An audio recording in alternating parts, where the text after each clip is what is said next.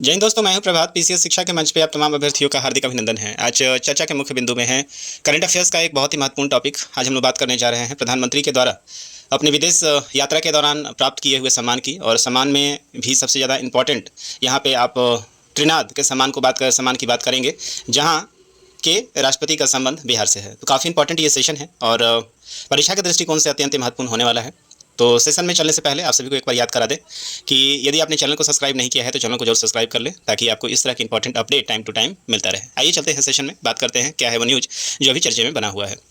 तो आपको याद आ रहा होगा कि 22 जून का एक सेशन था, जहाँ एक न्यूज़ हमने कवर किया था और उस समय ये स्टेटमेंट आया था कि अगले महीने 5 देशों की यात्रा पर जाएंगे प्रधानमंत्री नरेंद्र मोदी। तो आपको पता है कि जो पूरा ये जून का महीना चला है, इस जून के महीने में पूरे विश्व में आप देखेंगे कंप्लीट रूप से अव्यवस्था का दौर रहा है, पूरी तरह से अशांति का दौर रहा है। इस पूरे महीने के दौरान आपने देखा होगा कि किस तरीके से रूस यूक्रेन के बीच में, उसके बाद फिर इराक, ईरान, इजराइल और फिर अमेरिका के बीच में किस तरीके से अशांति का दौर रहा।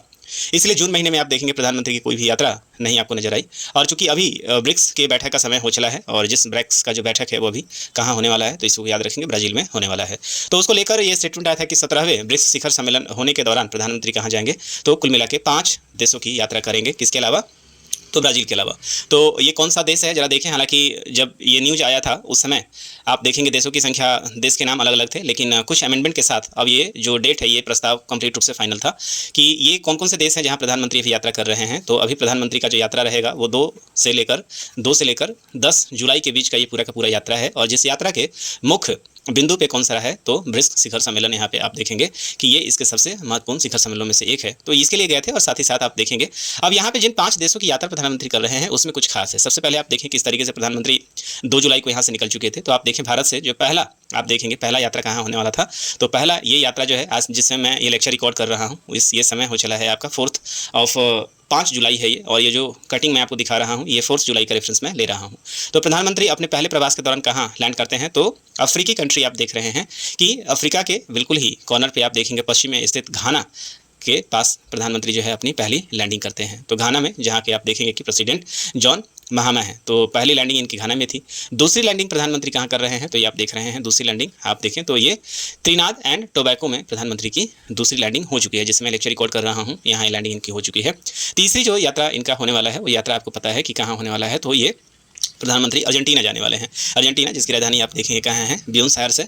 4th जो समिट रहेगा जिसके लिए प्रधानमंत्री मुख्यतः आए हुए थे, वो कहाँ जाएंगे, ब्राज़ील जाएंगे। और ब्राज़ील में देखेंगे कि अब ब्रिक्स की बैठक 17वें ब्रिक्स बैठक में ये हिस्सा लेंगे। और रिटर्न लौटते हुए प्रधानमंत्री कहाँ जाएंगे, तो आप देख रहे हैं कि 5वां जो हिस्सा आप यहाँ पे देखेंगे, तो ये हिस्सा आप देख रहे हैं कि नामीबिया प्रधानमंत्री जो है वो लौटते समय यहाँ पे आपको नजर आएंगे। तो कुल मिला के आप देखेंगे यहाँ पे कि आप यदि इस पूरे लाइन को यदि आप कनेक्ट करें, तो एक चीज़ आप नोटिस कर रहे होंगे कि ये पूरा का पूरा जो साउथ है, ये पूरे साउथ में प्रधानमंत्री जो है अपनी यात्रा कर रहे हैं।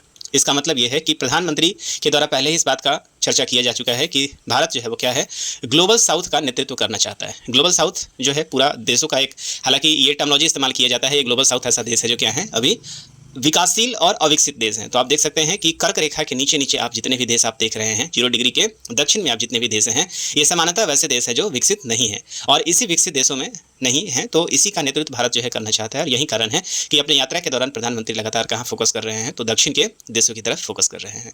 तो क्या है इस पूरे यात्रा के दौरान क्या हुआ है खास, आइए उसकी भी बात कर लेते हैं।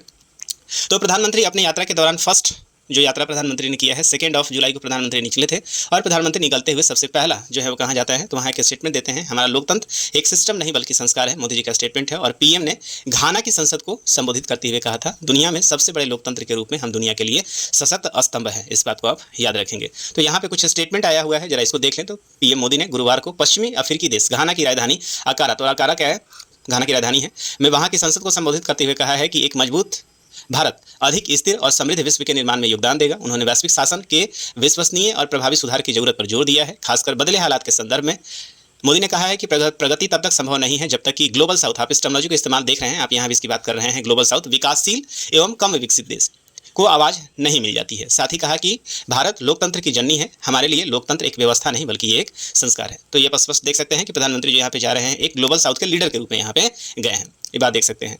इसके अलावा आप यहाँ पे देखिए जो स्टेटमेंट यहाँ पे आप देख रहे हैं कि हम पहले से ही वैश्विक विकास के करीब 16% का योगदान देते हैं। ये भी स्टेटमेंट आप देख रहे हैं, विश्व की भारत जल्द ही विश्व की तीसरी सबसे बड़ी अर्थव्यवस्था बन जाएगा और हम पहले से ही वैश्विक विकास का करीब 16% का योगदान देते हैं। भारत अब दुनिया की तीसरी सबसे बड़ी स्टार्टअप पारिस्थितिकी तंत्र है। भारत नवाचार और प्रौद्योगिकी का केंद्र है जहाँ वैश्विक कंपनियां जुटना चाहती है। तो प्रधानमंत्री लगातार आप देख रहे हैं कि यहाँ पे जाके भारत के प्रति लोगों को क्या कर रहे हैं, जागरूक कर रहे हैं, उत्साहित कर रहे हैं कि आप आइए हमारे यहाँ क्या कीजिए, इन्वेस्टमेंट कीजिए, क्योंकि भारत जो है आने वाले समय में विकसित होने वाला है और भारत में प्रगति के बहुत सारी संभावनाएं हैं।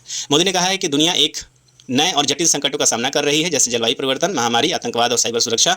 बदलते हालात में वैश्विक शासन में विश्वसनीय प्रभावी सुधारों की जरूरत है। मोदी ने कहा है कि प्रगति तब तक संभव नहीं है जब तक कि ग्लोबल साउथ को आवाज नहीं दी जाती है। हमें केवल नारे नहीं चाहिए, उनके क्रियान्वयन की जरूरत है। यही कारण है कि भारत की G20 की अध्यक्षता के दौरान हमने एक पृथ्वी, एक परिवार और एक भविष्य के दृष्टिकोण के साथ साथ काम किया था। उन्होंने अफ्रीका के वैश्विक मंच पर उचित स्थान पर जोर दिया और गर्व से कहा कि अफ्रीकी संघ हमारी अध्यक्षता के दौरान G20 का अस्थायी सदस्य बना।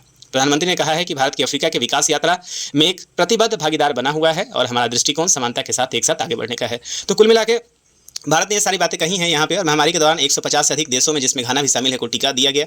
मोदी जी ने कहा कि भारत ने पिछले दशक में बड़ा परिवर्तन देखा है। भारत के लोगों ने शांति, सुरक्षा और विकास में विश्वास व्यक्त किया है। हमें दुनिया की फार्मेसी के रूप में मान्यता मिली है। आज भारतीय महिलाएं विज्ञान, अंतरिक्ष और विमानन और खेल का नेतृत्व कर रही हैं। भारत चंद्रमा पर उतरा है। आज एक भारतीय कक्षा में है जो हमारे मानव अंतरिक्ष उड़ान मिशन को पंख दे रहा है, और कहा है कि भारत के लोगों ने 2047 तक भारत को एक विकसित राष्ट्र बनने का संकल्प लिया है।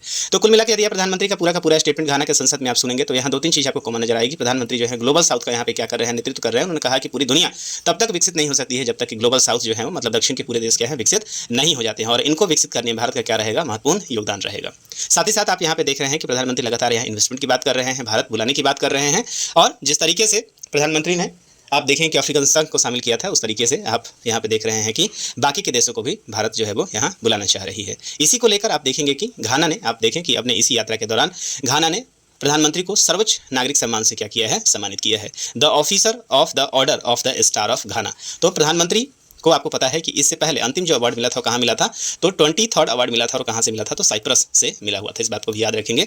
और ये जो प्रधानमंत्री को ये वाला जो सर्वोच्च सम्मान मिला है घाना का, ये सर्वोच्च सम्मान कौन सा है, 24 नंबर का है। इस बात को भी आप याद रखेंगे। देखिए यहाँ पे स्टेटमेंट है, मोदी को घाना का सर्वोच्च नागरिक सम्मान the officer of the order of the star of घाना प्रदान किया गया है। भारतीय प्रधानमंत्री को यह सम्मान उनके नेतृत्व, साहसिक सुधारों के लिए, जरूरी कदम उठाने, वैश्विक विकास और भारत और घाना के संबंधों को प्रगाढ़ करने में योगदान के लिए दिया गया है। सम्मान मिलने पर मोदी ने कहा कि प्रिय मित्र, राष्ट्रपति महामा ने सर्वोच्च राष्ट्रीय पुरस्कार प्राप्त करना सम्मान की बात है।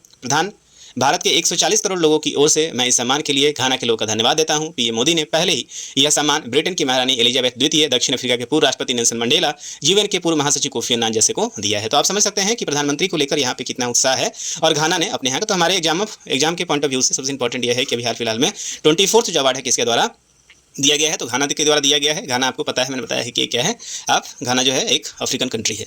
आइए चलते हैं, प्रधानमंत्री यहाँ से प्रवास करने के बाद अगले दिन कहाँ पहुँच जाते हैं, तो घाना, मोदी ने घाना के राष्ट्रपति को भेंट किया है, बिदारी फूलदार और उनकी पत्नी को चांदी का पर्स दिया। तो ये हमारे एग्जामिनेशन पॉइंट ऑफ व्यू से इंपॉर्टेंट नहीं है, इसको चलते हैं आगे। अब प्रधानमंत्री कहाँ पहुँच जाते हैं, अपने अगले यात्रा के दौरान प्रधानमंत्री पहुँचते हैं त्रिनाद और टोबैको की यात्रा। ये जो यात्रा है ये भारत के लिए काफ़ी इंपॉर्टेंट है। क्यों इंपॉर्टेंट है वो आप यहाँ पे समझ जाएंगे कि अभी यहाँ पे आप देख रहे हैं कि जो टोबैको की जो प्रधानमंत्री हैं उनका नाम है कमला प्रसाद विशेश्वर। यहाँ पे आप, जब मैं इंट्रो दे रहा था तो वहाँ मैंने राष्ट्रपति का नाम लिया था, तो वहाँ पे करेक्ट कर लीजिएगा, ये प्रधानमंत्री हैं। तो पीएम जो है अभी यहाँ पे जो अभी ट्रिनिडाद और टोबैगो के जो पीएम है उनका नाम है कमला प्रसाद विशेश्वर को भेंट किया सरयू का जल और राम मंदिर की कलाकृति। अब सबसे इंपॉर्टेंट ये है कि ये जो देश है यहाँ पे सबसे पहले जो बिहारी लोग हैं वो क्या है, गिरमिटिया मजदूर के रूप में आए थे। और जो सबसे बड़ी बात है कि पीएम कमला प्रसाद जो विशेश्वर हैं ये भी कहाँ से हैं, बिहार से ही संबंध रखती हैं और बिहार के बक्सर से संबंध रखती हैं। आइए तो इनके बारे में जरा देख लें। यहाँ पे प्रधानमंत्री विशेश्वर के बारे में मोदी जी ने कहा है कि प्रधानमंत्री कमला जी के पूर्वज बिहार के बक्सर में रहा करते थे। कमला जी वहाँ आकर आई हैं और लोग इन्हें बिहार की बेटी मानते हैं। उन्होंने कहा है कि यहाँ उपस्थित अनेक लोगों के पूर्वज बिहार से ही आए हैं। बिहार की विरासत भारत के साथ दुनिया का भी गौरव है। लोकतंत्र हो, राजनीति हो, कूटनीति हो या उच्च शिक्षा हो, बिहार ने सदियों पहले दुनिया को कई विषयों में नई दिशा दिखाई है। मुझे विश्वास है कि 21वीं सदी की दुनिया के लिए भी बिहार की धरती नई प्रेरणा, नए अवसर निकालेगी। प्रधानमंत्री के इस वक्तव्य को बिहार के आगामी चुनाव से जोड़कर देखा जा सकता है।